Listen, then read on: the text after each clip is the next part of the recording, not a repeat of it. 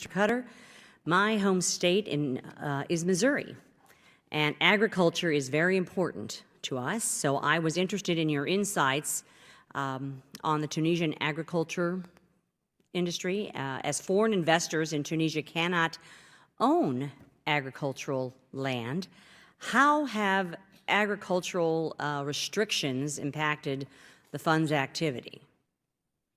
As I said in the prepared testimony, it precludes, this provision precludes some investment because you simply cannot, some you simply can't manage around. And in others, it has required us, working through Tunisian regulatory authorities, to essentially structure a deal so that an investment, so that we're investing in the non-agricultural part and we can show that we have no ownership of the land. Are you having success in dealing with the Tunisian government in this regard? Yes, but we haven't been able to change the basic law. And I think the basic law is a holdover from a long time ago when there were colonial attitudes about buying and owning land, and I think they're an anachronism. Thank you. Mr. Harmon, what impact have terrorist incidents, the fear of terrorism, and political uncertainty had on the operations of the enterprise funds in Egypt? And to what extent has the political environment discouraged other investors and sources of credit for the private sector? Significantly. Tourist business was down at one point as much as 50%. 50, 50? 50 at one point. It's coming back a little bit now. Tourist business is still impacted and a very important part of Egyptian economy.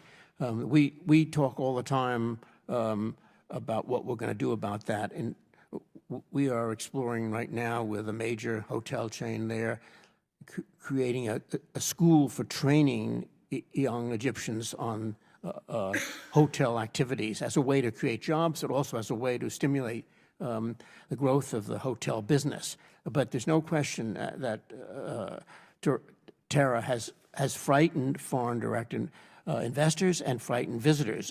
We've come a ways in the last 6 months. The agreement with the IMF, which is a credit to the Egyptian government, the decision to let the currency float, which meant a significant decline in the value, credit to our investments, that our investments are still worth more than what we paid even after the devaluation.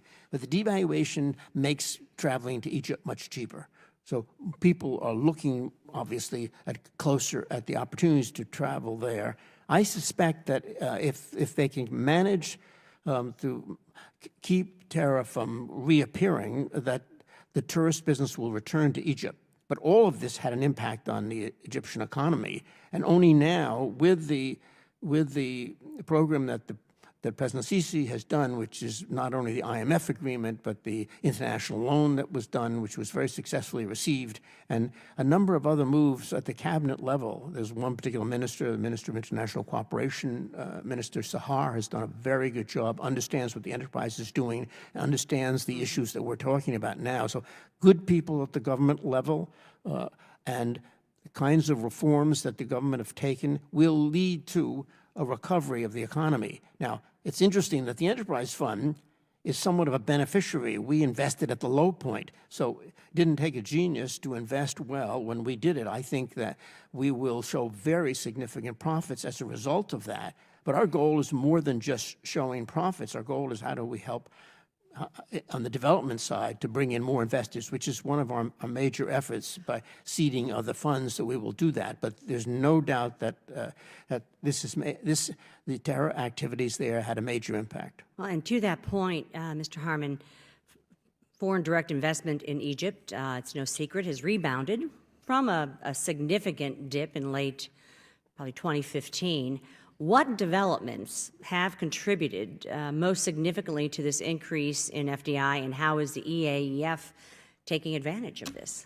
Well, the most important thing is what I alluded to a moment ago, and that is the agreement with the IMF, which, concurrent with allowing the currency to float, that meant that the Egyptian pound is down very significantly, and that meant it was much more attractive to invest.